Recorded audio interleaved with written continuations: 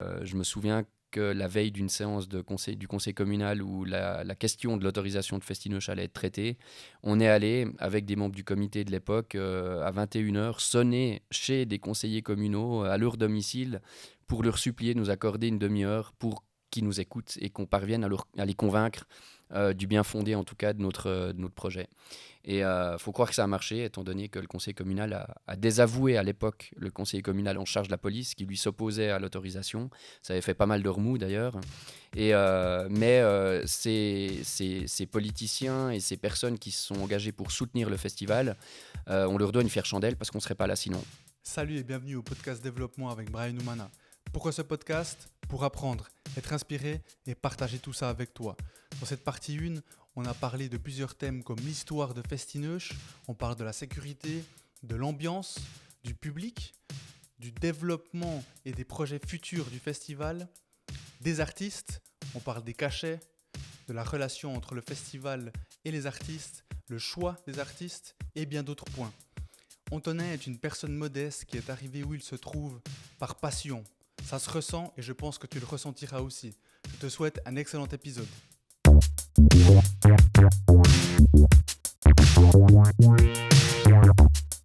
Antonin, comment on fait pour faire venir Snoop Dogg à Festinoche ? Ben, c'était... je pense que c'est à chaque fois quand même le fruit du travail accompli les années d'avant. Je pense que c'est difficile de débarquer comme un nouveau festival ou quelqu'un qui n'est pas du milieu et d'arriver à booker Snoop Dogg à moins d'être multimillionnaire.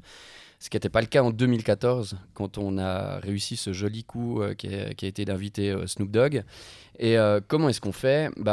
Chaque artiste a un entourage, déjà un manager souvent, enfin des gros artistes internationaux.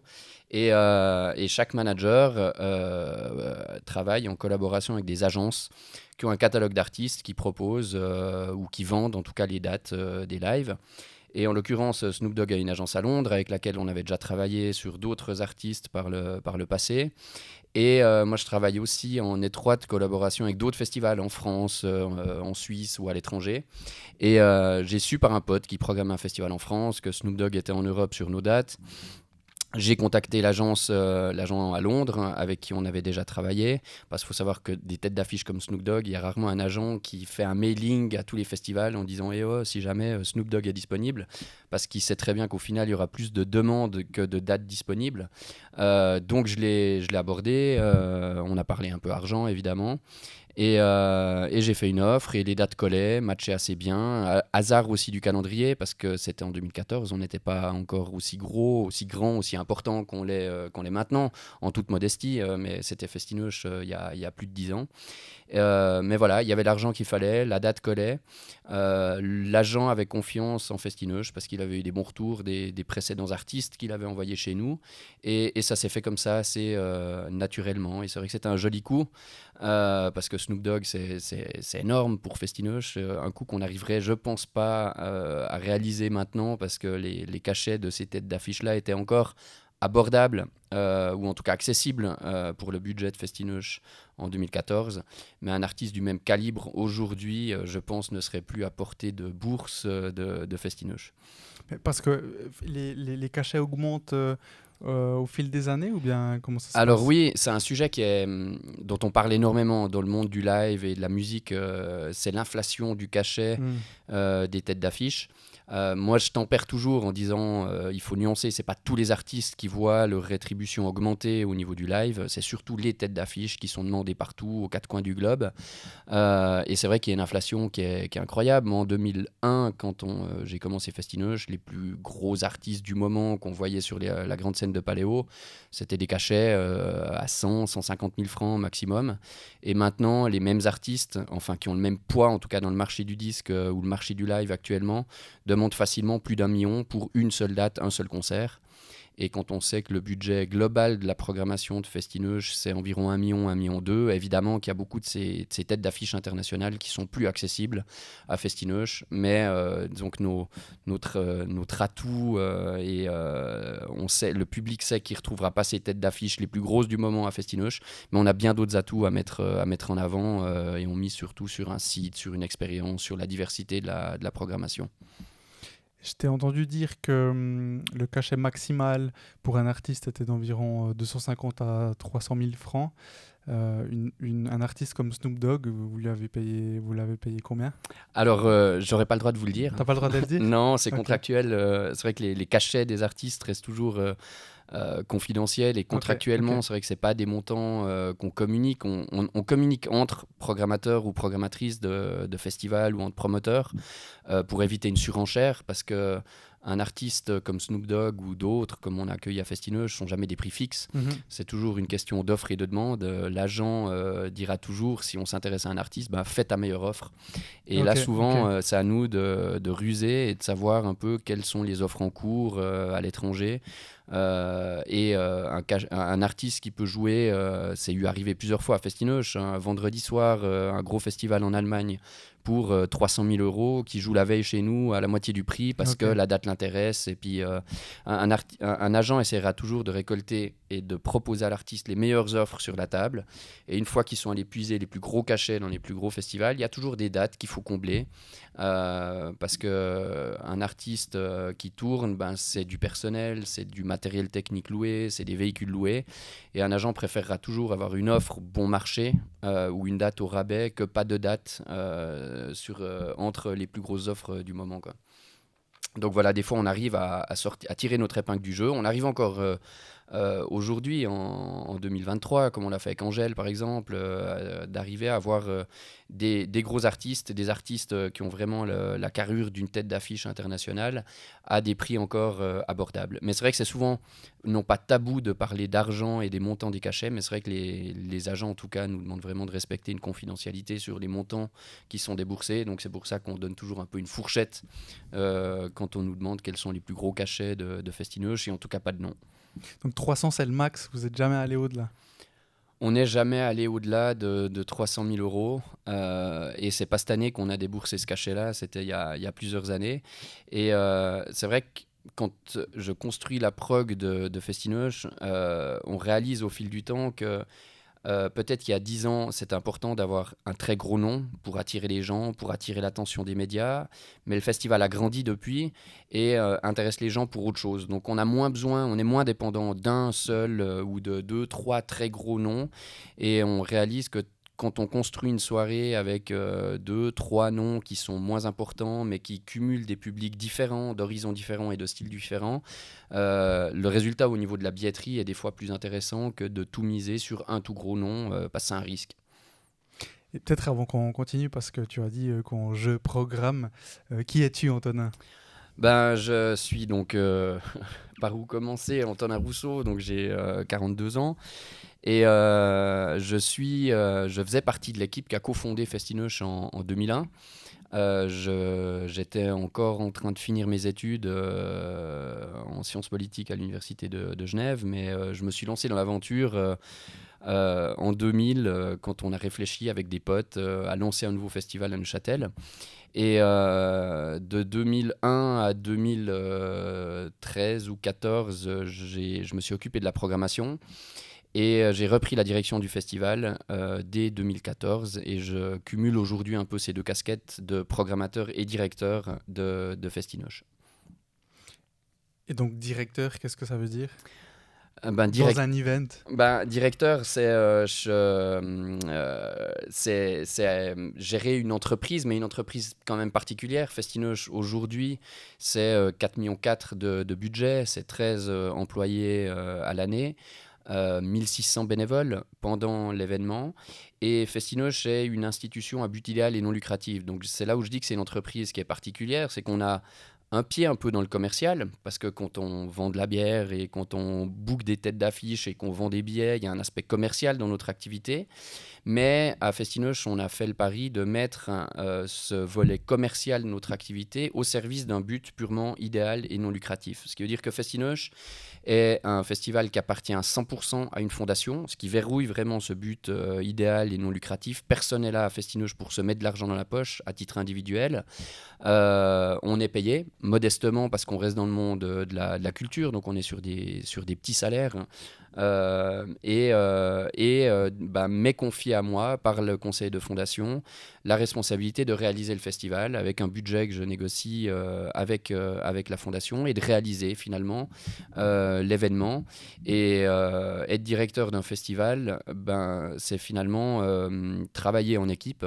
C'est vraiment un travail d'équipe. Il faut un directeur et étant dans la barque depuis le début de Festinoche, je suis devenu directeur au fil du temps. Je ne me serais jamais vu, il y a 15 ans, devenir directeur d'une institution qui emploie 13 personnes et qui a un chiffre d'affaires de plus de 4 millions annuels. Donc je le suis devenu un peu par accident, je dirais, par passion surtout.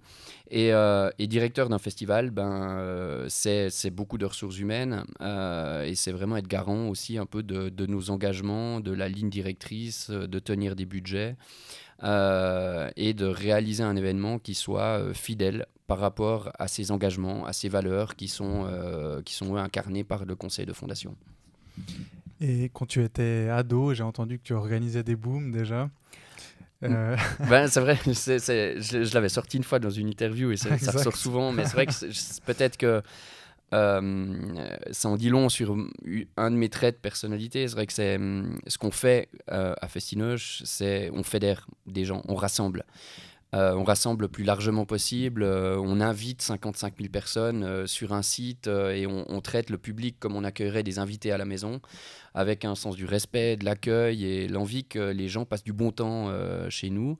Et c'est vrai qu'ado, j'adorais déjà aussi fédérer des gens, inviter, organiser des bouffes. Quand j'étais étudiant à Genève, c'est vrai que ça ripaillait souvent dans notre colocation. J'aimais recevoir du monde et j'aimais, avant cela, organiser des booms, gérer la musique, gérer la lumière et être aussi d'une certaine manière un peu au service des convives. Offrir du bon temps. Et je pense que c'est un des traits de personnalité qui est resté. Et je ne suis pas seul à porter en tout cas cette volonté de recevoir et d'accueillir. Je pense qu'il faut avoir un petit peu il faut avoir ça un peu dans le sang quand on organise un festival. Parce que comme je l'ai dit, c'est une grosse entreprise, mais une entreprise quand même particulière. Où il est beaucoup question d'émotion, de partage et d'émotion. Donc il faut vraiment avoir cette fibre-là, ne pas faire ce travail-là et un festival avec des buts mercantiles, je pense, parce que sinon ça peut un peu, on peut dévier des objectifs, mais le faire vraiment par passion et par envie de fédérer, de rassembler.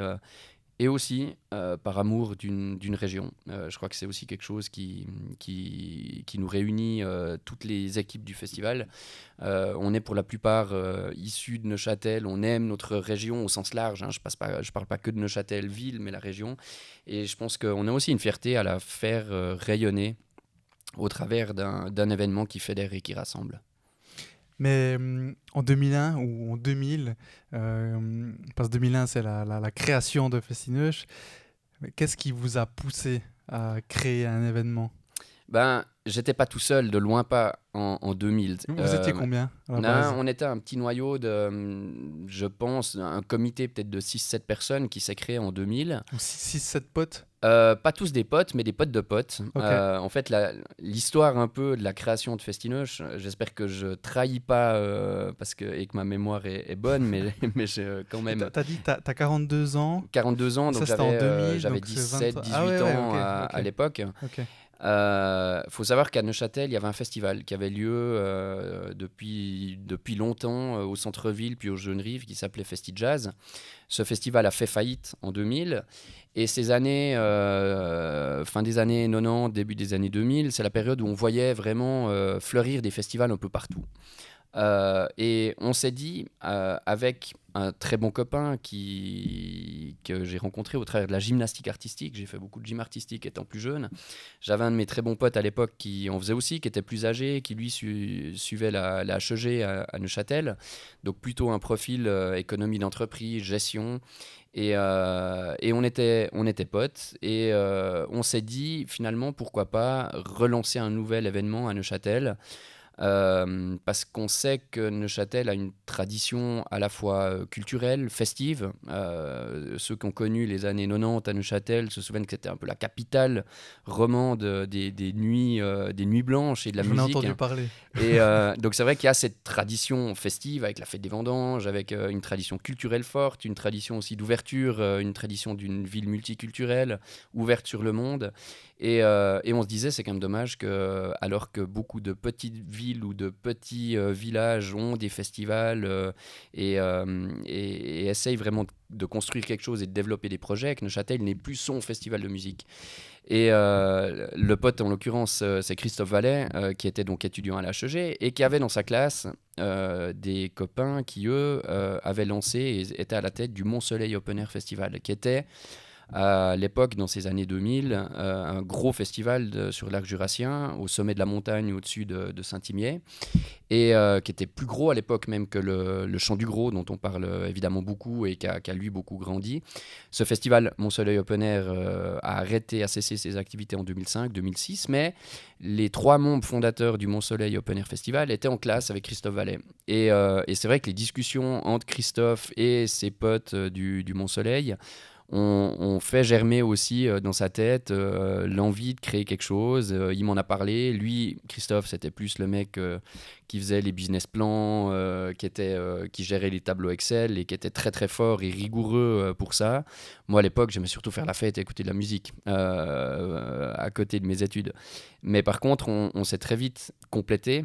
Parce que moi j'avais aussi mon réseau de potes qui étaient prêts à venir aider, donner un coup de main, j'allais tout le temps écouter des concerts et on a fait la paire en fait avec le soutien de cette équipe du Mont-Soleil qui nous a aussi chapeauté au début pour qu'on parte pas d'une page blanche mais qui nous a expliqué comment créer une association, quelles étaient les erreurs à pas commettre en termes de programmation, en termes de gestion, en termes de gestion de bénévoles. Donc du coup on a été un peu aiguillé, chapeauté par le Mont-Soleil Open Air Festival pour lancer cette première édition en 2001. Et quand on a commencé, on ne voyait pas beaucoup plus loin qu'une édition. On savait qu'on avait envie de faire un festival qui profite à la région, qui mette en lumière aussi les artistes régionaux, la scène régionale. On avait déjà vraiment l'envie de donner du sens un peu à notre festival et pas seulement organiser des concerts pour organiser des concerts. Et on a lancé cette première édition en 2001 qui a bien fonctionné. Elle a réuni 3000 personnes au patinoire du littoral à Neuchâtel. Ok. Et du coup, on s'est dit, let's go, continuons. Sauf qu'en 2002, c'était l'année d'Expo 02, qui utilisait toutes les rives de Neuchâtel, d'avril à septembre, y compris la patinoire du littoral, qui faisait partie intégrante du concept d'Expo 02. Et on s'est dit, on fait quoi et on s'est approché d'Expo 02, qui était vraiment un colosse de l'organisation. Toute la partie événementielle était gérée par Daniel Rosla, directeur du Paléo Festival. Et Expo 02 nous a proposé simplement d'inviter le petit pousset qu'on était, Festineuch, à venir organiser nos concerts pendant un week-end sur l'Arte et Plage de Neuchâtel, donc sur les Jeunes Rives. Et on a pu ainsi organiser 2 jours de concert aux Jeunes Rives sur les infrastructures d'Expo 02 sans prendre de risques financiers considérables. Et cette expérience-là, ainsi que l'expérience d'Expo 02, nous a convaincus qu'un festival au bord de l'eau, à Neuchâtel, c'était quand même bien plus fun qu'entre 4 murs dans une patinoire, dans la patinoire du littoral. Et on a dû ensuite, en 2003, 2004, 2005, 2003, 2004, retourner aux patinoires parce que les installations d'Expo 02 étaient démontées, c'était le démontage de toutes les infrastructures. Mais on avait en tête clairement l'envie de revenir avec un festival open air et de pouvoir déménager des patinoires au site des Jeunes Rives, chose qu'on a pu faire en 2005. Et depuis, le festival a cessé de croître, de gagner du public, de fidéliser une région. On a été soutenu dès la première édition par des partenaires et des sponsors qui sont toujours à nos côtés. Donc dès 2001 Dès 2001. Il y avait déjà la BCN. Il y avait déjà la BCN dès 2001 qui ont fait confiance. Je me souviens, on était tout jeunes à l'époque et je pense que des dossiers, ils en voient passer beaucoup. Mais on a su les convaincre, disons surtout Christophe Vallet à l'époque, de nous soutenir. Et on a eu aussi le soutien de la ville dès le début. On a eu après des passages un peu plus compliqués avec la ville de Neuchâtel, notamment les services de police qui voyaient d'un très mauvais œil notre souhait de revenir sur les Jeunes Rives. C'est vrai que cette année 2005, quand on a organisé la première édition sur les Jeunes Rives, on n'a pas été loin de devoir tout arrêter parce qu'au mois de mars-avril, si je me souviens bien, on n'avait pas encore les autorisations de faire le festival sur les Jeunes Rives, festival qui se déroulait au mois de juin. Et in extremis, on a réussi à convaincre les politiques que pour le bien de la culture neuchâteloise aussi, il était bon de nous laisser nous développer sur les Jeunes Rives et d'organiser un vrai festival open air à Neuchâtel. Je me souviens qu'on s'appuyait aussi sur des enquêtes qui avaient montré que si la ville de Neuchâtel souhaitait faire revenir tous ces touristes qui avaient découvert Neuchâtel au travers d'Expo 02, il était bon d'avoir des manifestations culturelles fortes. Il y avait le NIF aussi à l'époque et Festinoche. Et on s'est appuyé un peu sur ces rapports et on a dû convaincre qu'on n'était pas là pour faire la fête et faire du bruit, mais qu'on était là, pas que, mais c'est vrai qu'on était là d'abord pour faire de la culture et de la musique.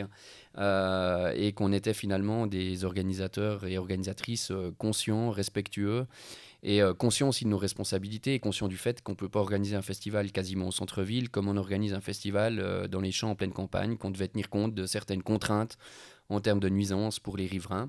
Et on les a convaincus in extremis. Mais c'est vrai que c'était une année 2005 charnière où je me souviens que la veille d'une séance du conseil communal où la question de l'autorisation de Festinoche allait être traitée, on est allé, avec des membres du comité de l'époque, à 21h, sonner chez des conseillers communaux à leur domicile pour leur supplier de nous accorder une demi-heure pour qu'ils nous écoutent et qu'on parvienne à les convaincre du bien fondé, en tout cas, de notre projet. Et faut croire que ça a marché, étant donné que le conseil communal a désavoué à l'époque le conseiller communal en charge de la police, qui lui s'opposait à l'autorisation. Ça avait fait pas mal de remous d'ailleurs.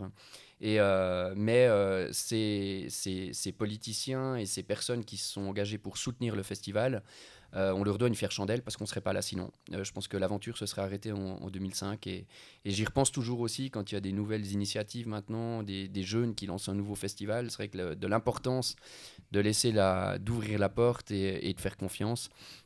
Je pense que c'est important et depuis 2005, le festival s'est développé pas à pas, gentiment, lentement mais sûrement, je dirais, pour devenir ce qu'il est aujourd'hui en 2023, c'est-à-dire un des plus importants festivals de Suisse romande qui a... Le troisième, hein, j'ai lu. Ben, c'est toujours...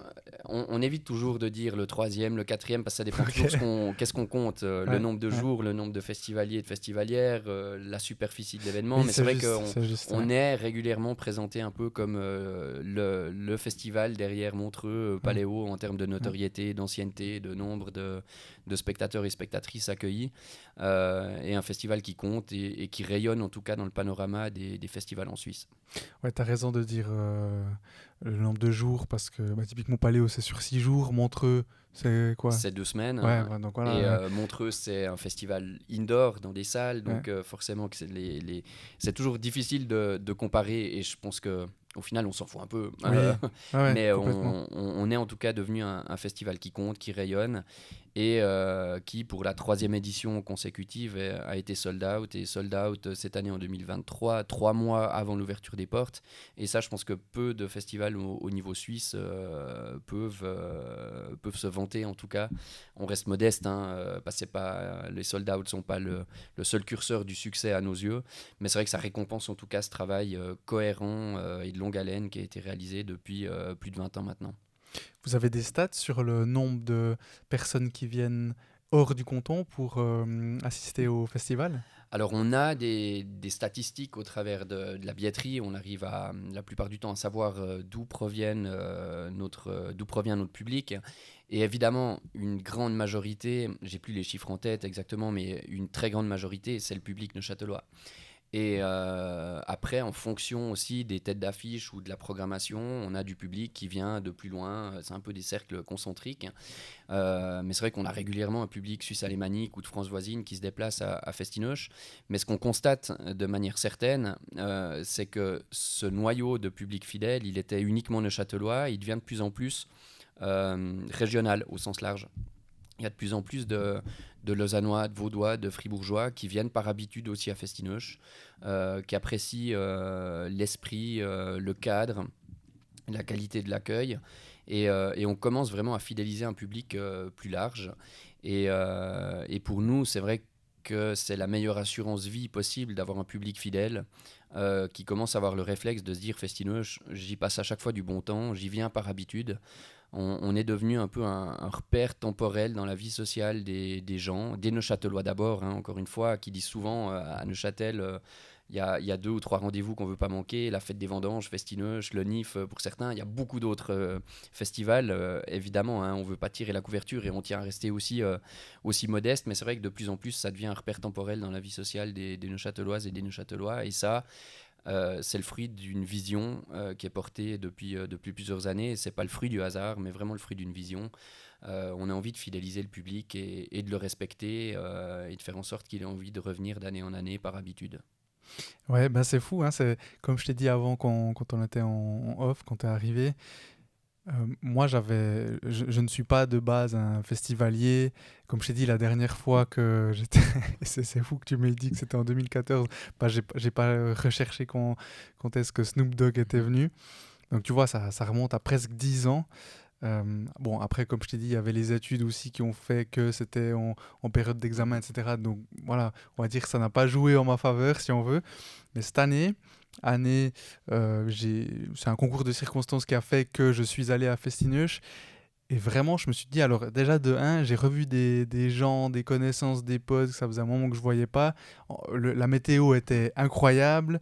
Euh, et finalement, je me suis vraiment dit, et je suis rentré le premier soir, ma copine n'était pas là, je suis rentré à la maison et je lui ai dit, mais je crois qu'on va prendre des billets chaque année maintenant. Il y aura Festineuch et ensuite la fête des vendanges. Mhm. Pour moi, le seul event à ne pas Mhm. manquer à Neuch, c'était la fête des vendanges. Bah, Et ça fait super plaisir à entendre. maintenant il y en a deux. Parce que, C'est- en fait, c'est vraiment, je me suis dit, bon, je sais pas, t'as dit, c'est pas important de comparer, mais je me suis Mhm. dit que c'était une petite fête des vendanges, mais où il y a finalement, comme je l'ai dit, moi j'ai revu beaucoup de connaissances, donc Mhm. beaucoup de Neuchâtelois.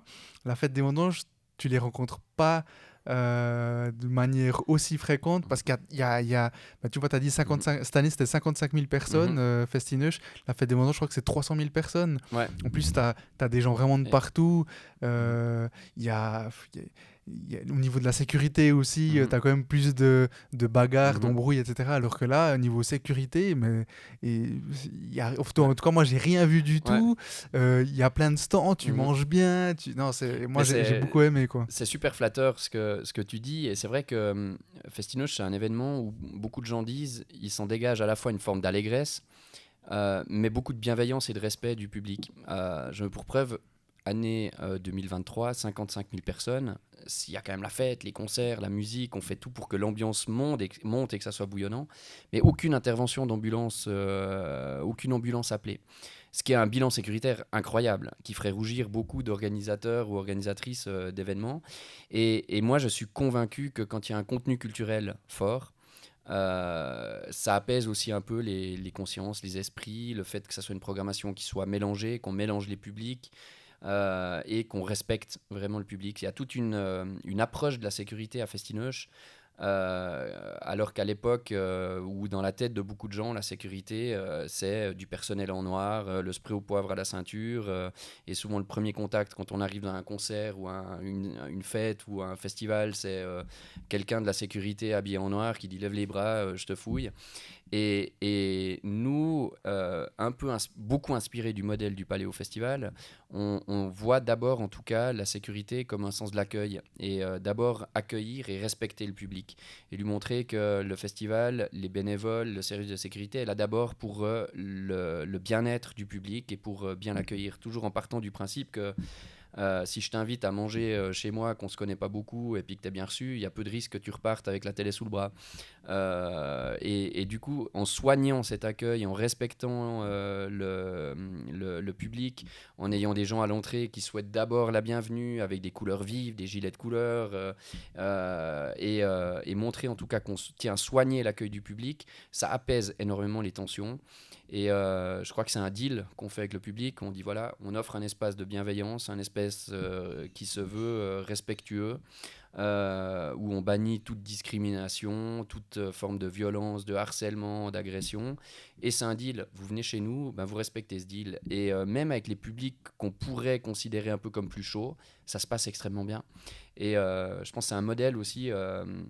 si on veut que le public soit respectueux et il ait bon comportement, il ait bonnes attitudes tout en faisant la fête, c'est à nous de lui tendre la main et de montrer qu'on fait confiance à ce public-là. Et c'est vrai que tout ce qu'on fait depuis de nombreuses années, c'est offrir un espace de convivialité. Notre taille nous le permet encore. C'est 14 500 personnes les soirs les soirs de week-end à Festinoche. Et on tient à ce que la musique reste la colonne vertébrale du festival et que ça ne soit pas un alibi. C'est d'abord la musique, mais autour de la musique, on déploie tout ce qu'on peut déployer pour offrir un espace de rencontre et de convivialité.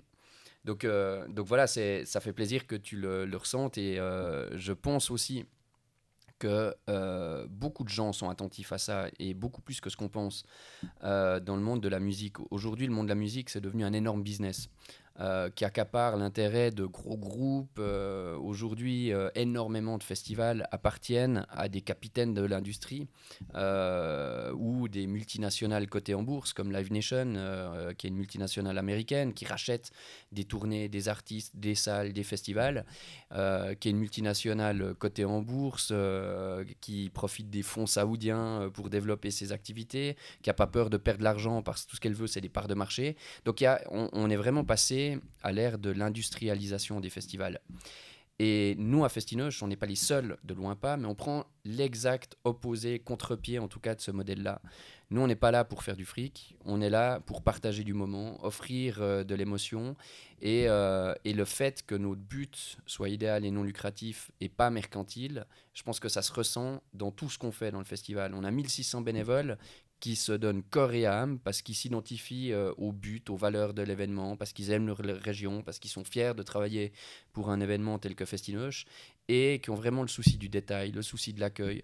Toutes des petits gestes, des attitudes magiques qu'on a peut-être ou sans doute plus de peine à retrouver dans des énormes événements qui sont là, but purement mercantile, où le but est de mettre un maximum de monde sur un terrain donné, avec du branding de marques internationales partout. Je pense que comme dans la bouffe, par exemple, l'arrivée en tout cas des multinationales, de l'agroalimentaire, de la malbouffe, a permis aussi de voir éclore un réflexe de vouloir manger sain, local et de comprendre qui est derrière ce qu'on mange. Et je pense que dans la musique, c'est un peu pareil dans les festivals ou les lives. L'envie aussi de comprendre quel est le sens, en tout cas, des organisateurs et organisatrices. Ah, c'est intéressant ton point de vue, ce parallèle avec la bouffe. Justement, c'était un point que je voulais aborder avec toi. Live Nation, que tu as cité, donc énorme entreprise de prod, d'entertainment, donc d'event et autres. J'avais vu un chiffre en 2018, c'était plus de 11 000 personnes.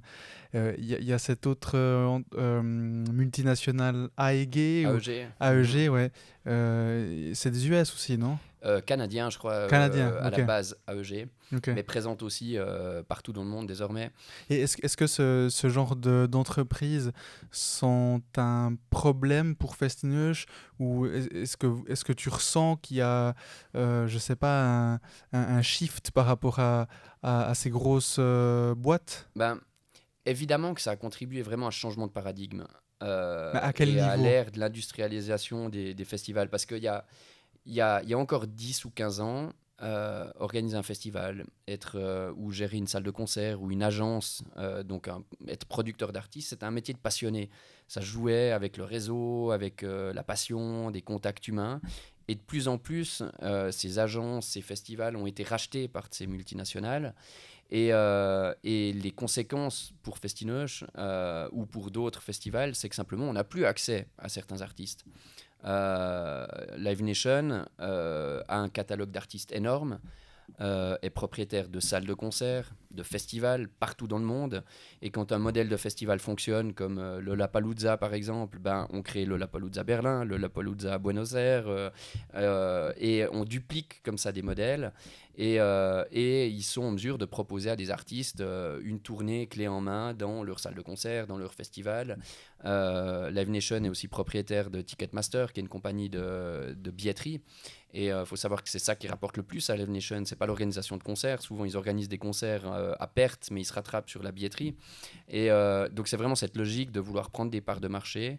Et évidemment que ça ferme les portes pour beaucoup de festivals à certains artistes. Mais je dirais que nous, on n'en souffre pas trop vu notre taille. De toute façon, les plus gros artistes du moment sont pas accessibles financièrement pour Festinoche. Mais l'arrivée de ces géants de l'industrie a eu comme conséquence, évidemment, de faire monter les enchères, de faire monter les prix. Mais en même temps, quand on essaye d'analyser quelle est la raison de l'augmentation de ces cachets, de l'augmentation des prix des billets de concert, il n'y a pas une réponse toute simple et toute faite. Longtemps, beaucoup de personnes disaient les artistes se refont une santé financière depuis la chute des ventes d'albums sur le live. C'est pas que ça, c'est simplement que les gens aussi sont prêts, partout dans le monde, il y a des nouveaux marchés, à débourser beaucoup d'argent pour accéder à des concerts, pour accéder à des festivals. Et forcément qu'avec une logique purement mercantile et financière, ça éveille l'appétit de gens qui sont là pour faire du business, de se dire mais c'est un marché gigantesque. Donc finalement c'est un tout. Il y a aussi le fait que la mondialisation de la musique, le fait qu'aujourd'hui le même artiste Coldplay peut être demandé autant au Japon, en Amérique du Sud, en Amérique du Nord, partout dans le monde. Donc du coup forcément ça fait monter les enchères. Plus il y a de demandes sur un artiste, plus ses lives vont se vendre cher. Et plus les lives de ces têtes d'affiche se vendent cher, plus le prix des billets aussi va augmenter. Donc c'est vraiment un peu une spirale d'inflation, mais j'ai l'impression dont on arrive encore à se prémunir pas trop mal à Festinoche. Les prix des billets sont inchangés depuis une dizaine d'années. On est relativement bas avec un billet simple à 64 francs au premier palier. Quand on regarde le prix d'un concert en stade en Suisse, c'est vrai que c'est encore, on est vraiment très bon marché. J'ai vu que vous êtes l'un des... Il y a eu un reportage il n'y a pas très longtemps sur la RTS, sauf erreur, Ouais. et vous êtes l'un des seuls festivals qui n'a pas augmenté ses prix. C'est ça, depuis une dizaine d'années. Mais on lutte pour ça et on pourrait les augmenter parce que maintenant qu'on est sold out depuis 3 éditions, je pense qu'on pourrait. On ne sait pas encore si on va devoir le faire. Mais nous, c'est vraiment le dernier curseur qu'on souhaite bouger, étant donné que notre objectif est de pérenniser la manifestation. C'est pas de faire du profit. Donc si on pouvait signer maintenant pour un Festinoche au résultat financier qui soit à l'équilibre pour 10 ans, on signerait tout de suite. On n'est pas là pour faire de la marge, pour faire du profit. Et c'est pour ça que un des engagements de Festinoche est de démocratiser l'accès à la culture, l'accès à la musique et que tout le monde, de la manière la plus large possible, puisse venir à Festinoche. Ce curseur de la billetterie, on le touchera vraiment au dernier moment. Mais si on était là avec d'autres buts que ces buts idéaux, évidemment qu'on aurait déjà augmenté les prix, évidemment qu'on ferait payer les enfants, surtout quand on fait des concerts comme Big Flo Oli ou des concerts qui visent un jeune public. On continuerait pas à faire des billets à 3 francs pour les moins de 13 ans, on ferait payer ces gamins parce que finalement les parents ont le moyen de payer. Bah oui, c'est sûr. Donc voilà, mais c'est ça aussi, cette cohérence, je pense, qui explique le succès aujourd'hui de Festinoche et le fait que le public se sent respecté et aime ce festival. 2001, 3000 personnes, 2023, 55 000. Bon, il y a ce but idéal, j'entends et je sens de par ce que tu dis et évidemment dans mes recherches, je ressentais ça aussi. Que voilà, il y a cette bienveillance de ton côté. Je ressens quand même une vraie personne, si on veut. Mais est-ce qu'il y a quand même un souhait de développement ou pas forcément? Alors, d'abord, je reprendrai juste ce que tu as dit, la bienveillance de mon côté, ou en tout cas ces valeurs-là, sont les valeurs d'une équipe et l'engagement vraiment d'une équipe. Souvent, je suis directeur du festival, donc je suis plus exposé aussi pour en parler, mais c'est vrai que j'ai toujours une forme de gêne aussi à ce que tout d'un coup la couverture soit retirée vers moi. Je suis le porte-parole aussi du festival, mais je tiens à dire que tous les propos que je tiens là, j'ai la conviction que la plupart des équipes, des collaborateurs, collaboratrices du festival adhèrent à ces propos-là. Et ce n'est pas les miens, c'est ceux d'une équipe vraiment. Et que c'est ça aussi la force de Festinoche, c'est ce travail d'équipe, c'est le collectif. Hein. Et c'est le fait que ces engagements-là ruissellent au sein des équipes et que les équipes y adhèrent et donnent aussi du sens à leur engagement au travers de ces valeurs fortes. Le développement de Festinoche à l'avenir, je pense qu'on n'a pas envie de se développer démesurément. D'abord parce qu'on a un cadre géographique, un cadre physique qui nous empêche de nous développer beaucoup. On pourra peut-être, à l'issue des travaux de réaménagement des jeunes rives qui ont déjà commencé et qui finiront dans quelques années, peut-être qu'on aura un peu plus de place, mais on n'a en tout cas pas envie de grandir démesurément. Et je pense aussi qu'on ne rivalisera pas, et ça n'a jamais été notre ambition, avec les plus gros festivals européens. Aussi parce que, en termes de durabilité, je pense que viser trop gros, bah, c'est pas tellement dans l'air du temps, et on a plutôt envie de réfléchir à faire mieux les choses, à être encore plus cohérent dans nos collaborations et fédérer le public avec un événement, on dit souvent le plus petit des grands festivals ou le plus grand des petits, mais qui reste à taille humaine, qui reste convivial. Et étant donné qu'on n'est pas motivé par des buts mercantiles, je crois qu'on n'a pas forcément envie de faire plus, mais on a envie de faire mieux. Mais qu'est-ce que ça veut dire ne pas grandir démesurément? Ben, ne pas se dire finalement, on a vendu tous nos billets au mois de mars, finalement en vendant plus de billets. Si on vend plus de billets, on pourra faire des têtes d'affiches plus grandes, mettre davantage de budget sur la programmation. Et c'est vrai que c'est tentant parce qu'on a accès en termes de réseau aux grosses têtes d'affiches du moment, aux Foo Fighters, aux Muse, aux Coldplay. Enfin, Coldplay ne fait plus de festival, ils font plus que des stades, mais à ces plus gros artistes, à Lana Del Rey, on a les contacts, on a le réseau. Et je pense que si un jour on arrivait à offrir le cachet attendu, on pourrait décrocher un tel groupe à Festinoche. Mais ça aurait comme corollaire l'obligation pour nous d'augmenter les prix des billets. Et donc de dévoyer un petit peu un modèle qui fonctionne. Donc on n'a pas envie de révolutionner ce modèle, on a envie de s'offrir la plus belle programmation possible, la plus variée possible. C'est plus de 70 artistes accueillis en 2023, avec un budget qu'on tient à contenir pour pouvoir offrir les prix de billets les plus accessibles possibles. Donc c'est ça le risque et la tentation, je pense, quand un festival grandit, c'est de vouloir grandir trop vite, c'est de voir trop grand. Et c'est de se dire que si ça marche, ça va continuer à marcher, qu'on peut augmenter les prix de billets, qu'on peut augmenter le budget de la programmation. Et je pense que nous, on n'est pas dans cette voie-là.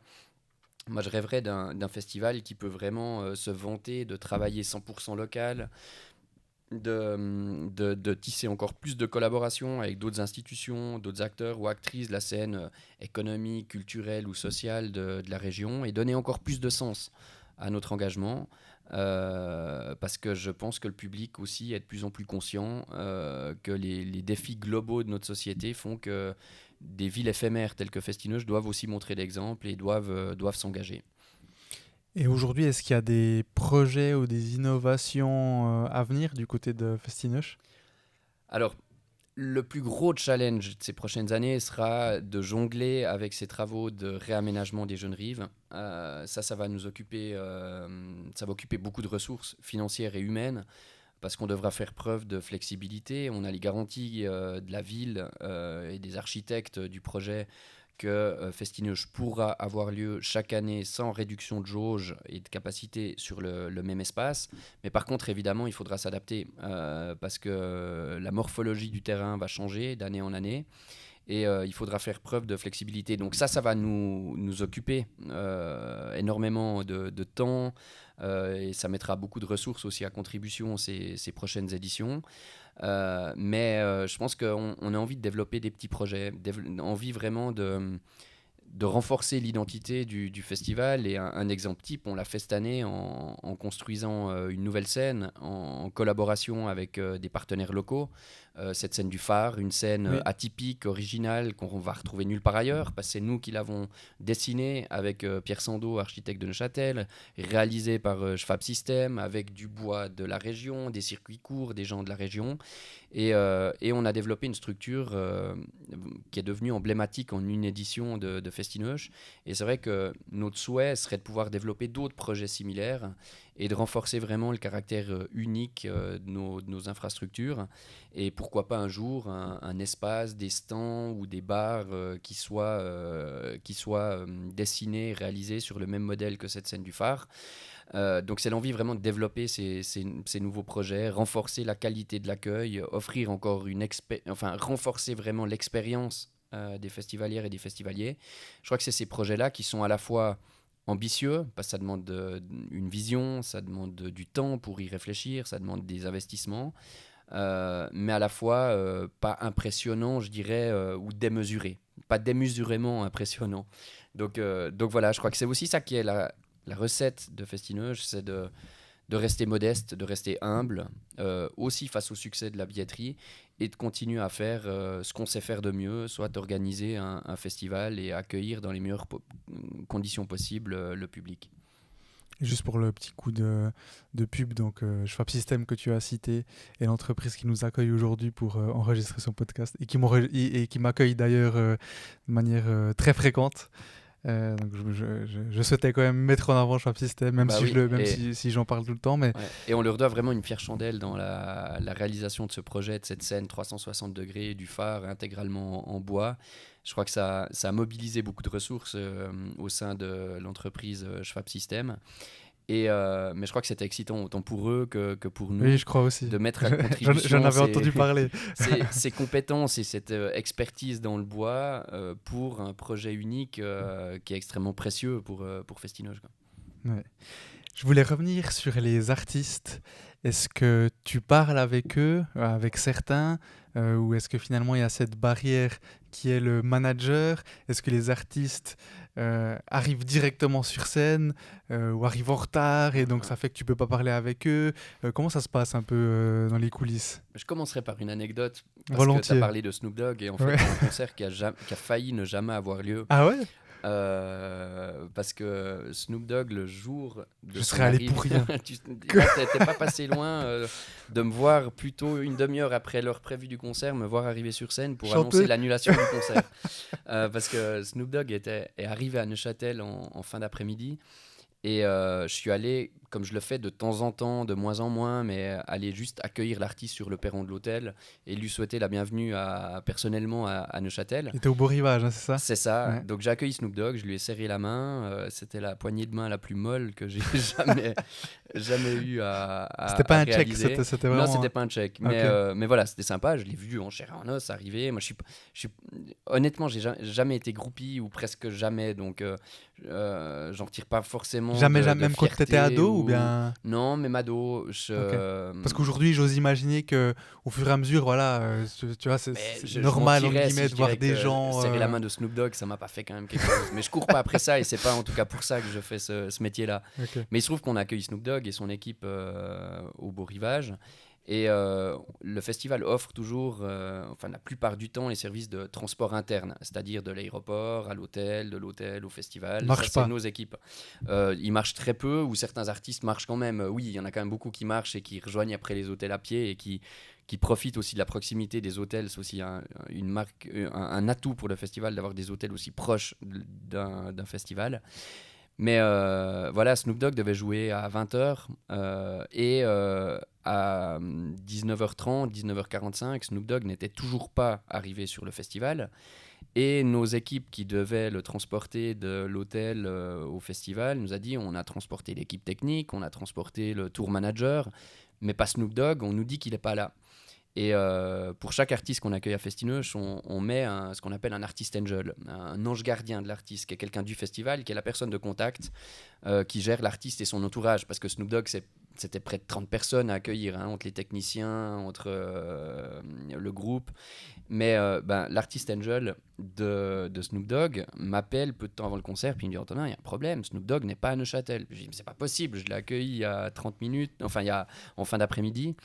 Et on a commencé à flipper quand on a vu que l'entourage de Snoop Dogg commençait lui aussi à flipper. Et quand on a demandé en s'énervant au tour manager de Snoop Dogg, mais où est l'artiste, qu'il a commencé à transpirer puis à dire je sais pas. Donc là c'est plutôt inquiétant que le festival sache pas où est passé un artiste, on peut encore le concevoir, mais que son entourage ait perdu sa trace, ça devenait plus inquiétant. Et tout d'un coup, une demi-heure ou 15 minutes ou 20 minutes après le début de l'heure du show, donc nous les horaires sont vraiment timés, toujours pas de Snoop Dogg. Et là vraiment on a commencé à avoir très peur, on s'est dit on va annuler le concert, c'est pas possible. Et tout d'un coup des véhicules qui n'étaient pas à nous sont arrivés dans le backstage du festival Et on a ouvert la porte et là il y a Snoop Dogg en rouge avec un épais, d'épaisses volutes de fumée à l'intérieur du véhicule. Et Snoop Dogg était là, tout penaud. Et on a appris après coup, le lendemain, qu'en fait Jay-Z était séjourné à Genève dans un palace le week-end de Ah, Festinoche, incognito, et que Snoop ils sont Dogg a allés fait se faire appel une à un bouffe. service de transport, lui en direct, pour aller dire bonjour à Jay-Z qui était à Lausanne, et qu'il est revenu après par ses propres moyens, donc son propre service de transport à Festinoche. Donc voilà, c'est une anecdote dont on parle, dont on rigole encore maintenant, mais qui nous a occasionné pas mal de sueur froide, quoi. Ah, tu Mais m'étonnes. mais tout ça pour dire, pour répondre à ta question initiale, c'est est-ce que j'ai des contacts personnellement avec les artistes? Moi, non, pas beaucoup. Pendant toute la phase de préparation, mes relations, c'est surtout les agents, parfois les managers des artistes, hein, mais quasiment jamais les artistes eux-mêmes, ou les artistes suisses, parce que forcément, faisant ce métier depuis une vingtaine d'années, je commence à en connaître beaucoup. Il y a certains artistes que je connais ou des artistes qu'on a accueillis, avec qui j'ai gardé contact. C'était le cas de Justice par exemple, qui avait fait sa première date suisse en 2006 à Festineuch, et j'avais gardé contact avec Xavier de Rosnay, qui est un des deux de Justice, et j'ai pu profiter de ce contact personnel aussi pour les convaincre de revenir jouer en 2022 chez nous. Mais sinon, ça se fait pas de parler à l'artiste. En général, l'artiste confie ses intérêts pour tout ce qui est concert à un agent, et en général, on respecte, on parle qu'à l'agent. Et arrivé sur le site du festival, faut savoir qu'on a plein d'équipes qui travaillent pour l'accueil des artistes. À Festinoche, j'ai une collègue, Sabine Fischbarer, qui elle est en charge de la production du festival et de la coordination artistique. Ça veut dire que moi, mon travail s'arrête au moment où je confirme un artiste, mon travail de programmateur, hein, s'arrête là au moment où je confirme un artiste, avec toutes les conditions, de façon assez rigoureuse, en termes d'hôtel, de transport, de cachet, d'impôt à la source. Enfin, il y a énormément de choses qui doivent être clarifiées dans ce qu'on appelle un mémo deal, qui n'est pas encore un contrat, qui est juste un mémo, une récapitulation des conditions cadres. Et ensuite, c'est ma collègue qui prend le relais et qui fait tout le suivi administratif, contrat, paiement, et qui coordonne avec ses équipes sur le festival l'accueil, c'est-à-dire les transports, l'hôtel, la nourriture, l'aménagement des loges, et jusqu'à l'arrivée sur scène, le concert, le départ après de l'artiste à l'aéroport ou en bus pour aller dans un autre festival ou une autre date de concert. Donc après, moi, j'ai pas vraiment de contact avec les artistes. J'essaye quand même de leur souhaiter la bienvenue sur le site du festival, de me présenter et de remercier en tout cas pour la confiance qu'ils nous témoignent en venant jouer chez nous, et de leur souhaiter un bon séjour à Festinoche. Donc je l'ai fait cette année avec Angèle, je l'ai fait avec Jane, avec Marc Lavoine. Symboliquement, je pense que c'est bien aussi quand le directeur remercie juste l'artiste et lui souhaite la bienvenue, mais ça s'arrête souvent à 2-3 mots, quoi. Ok. Et est-ce qu'il y a des critères spécifiques pour la sélection, le choix des artistes?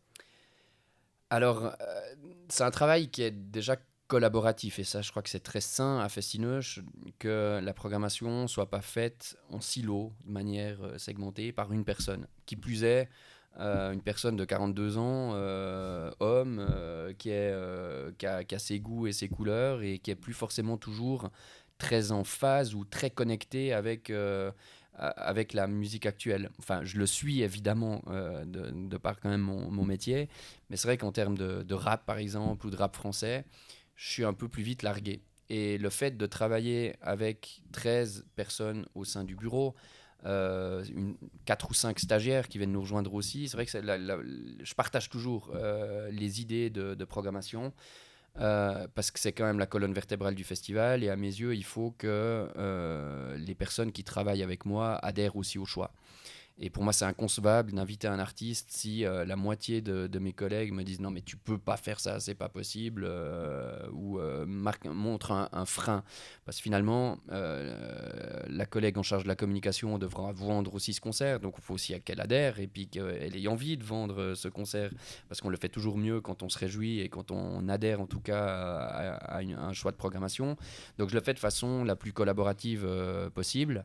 Et il y a vraiment deux volets dans la programmation d'un festival tel que Festinoche. Il y a les têtes d'affiche, où là, c'est plutôt au programmateur, au festival, de se battre pour convaincre l'artiste ou l'agent de venir jouer chez nous.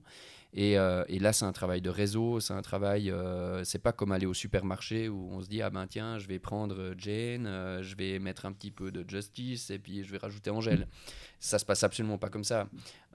C'est plutôt qu'est-ce qui est dispo, qu'est-ce qui est accessible financièrement, et qu'est-ce qui est disponible sur nos dates, et qu'est-ce qui ne va pas jouer à Montreux ou Paléo, parce que souvent quand on programme un artiste dans un festival ou dans une salle, on demande un rayon d'exclusivité. Donc souvent les artistes qui jouent, il y a des artistes qui vendent à un certain prix un concert exclusif en Suisse. Et forcément la priorité c'est de jouer dans les plus gros festivals suisses, donc plutôt Paléo, Montreux, Saint-Gall, qui sont les plus grosses machines en Suisse romande en termes de festivals. Donc en fait toutes ces contraintes font qu'au final il reste pas beaucoup de choses de disponibles. Par contre on a quand même un choix.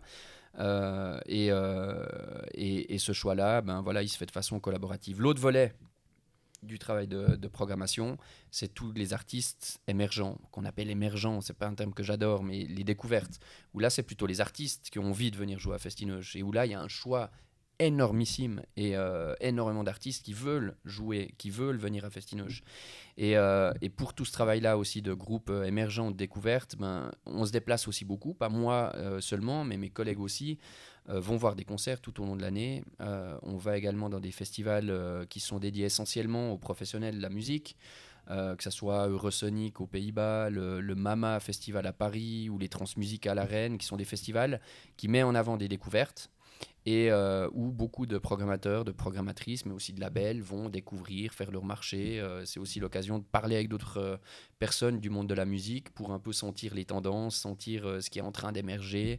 Et il y a des fois plusieurs indicateurs qui nous font penser que, tiens, si on fonce assez tôt sur tel artiste, tous les voyants sont ouverts pour que dans une année, ça soit l'artiste du moment. Donc il y a forcément une prise de risque aussi sur ces découvertes. Et on essaie aussi toujours de réaliser des jolis coups et de sentir, de flairer un peu ce qui va grandir entre le moment où on fait une offre, souvent au mois d'octobre ou au mois de septembre par exemple, et le mois de juin où l'artiste viendra jouer à Festinoche. Ça a été le cas par exemple avec une Clara Luciani qu'on a confirmé très tôt. Mais on sentait que ça allait devenir vraiment énorme. Et c'est devenu énorme. Il y a eu les victoires de la musique, il y a eu énormément de médias qui ont parlé de Clara Luciani. C'est pas Festinoche qui a découvert Clara Luciani, hein, de loin pas évidemment. Mais d'arriver vraiment à flairer les artistes qui vont encore se développer.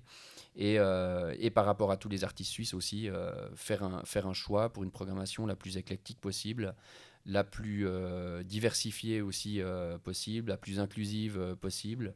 Et vraiment offrir le meilleur des musiques actuelles pendant 4 jours à Neuchâtel. Je le dis souvent, c'est un peu comme faire un plat.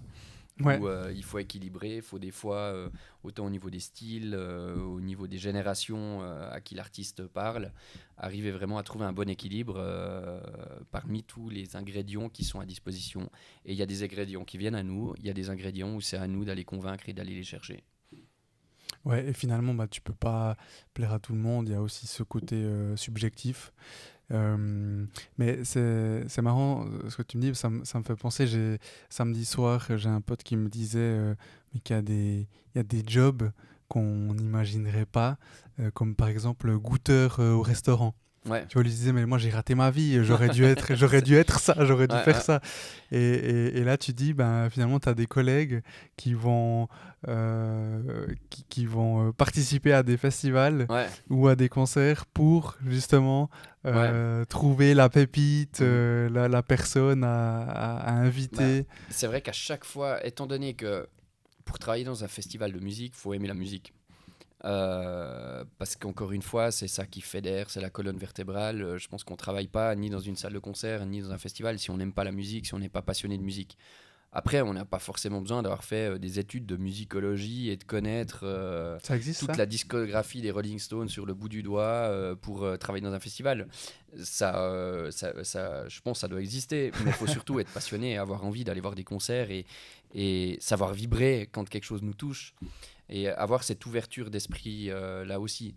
Et moi tout seul, je peux pas. Forcément, je vois beaucoup de concerts, mais plus on est à aller en voir, plus des fois le lundi matin, on se retrouve et c'est des fois un ou une stagiaire ou un ou une collègue plus jeune qui me dit j'ai vu ça, c'est incroyable, faut que tu t'y intéresses.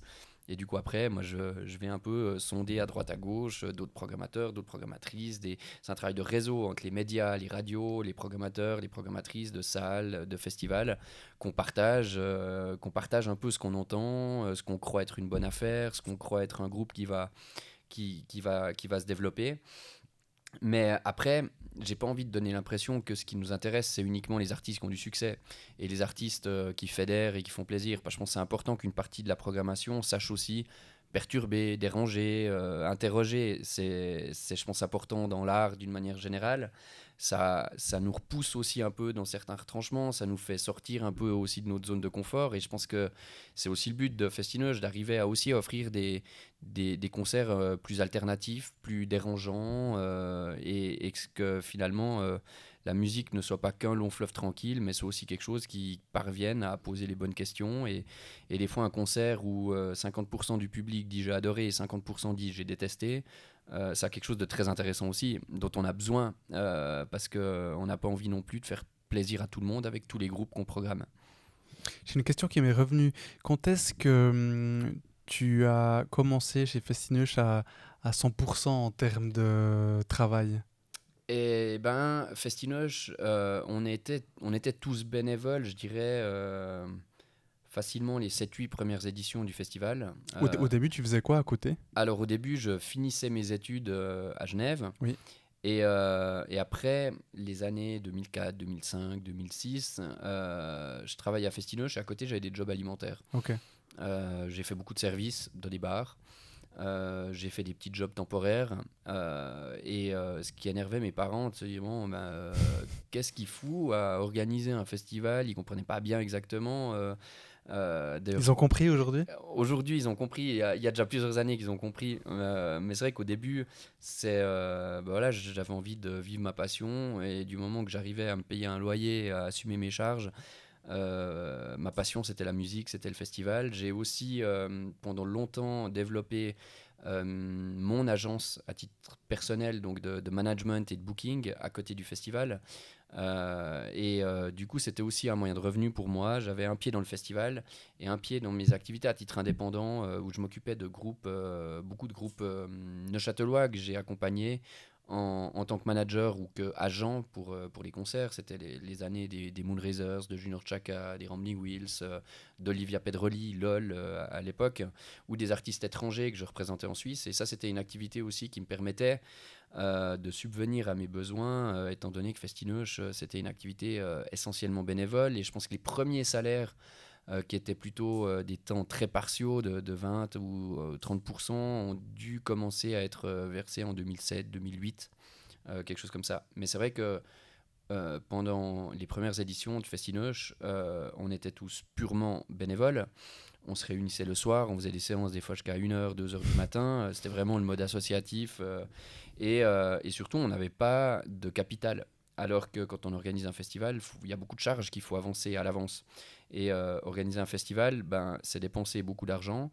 Et les produits, on les réalise seulement pendant un soir, 2 soirs ou 3 soirs. Donc c'est vraiment une activité qui est très risquée et qui pose aussi des problèmes de liquidité quand on n'a pas encore de ressources ou de réserves financières.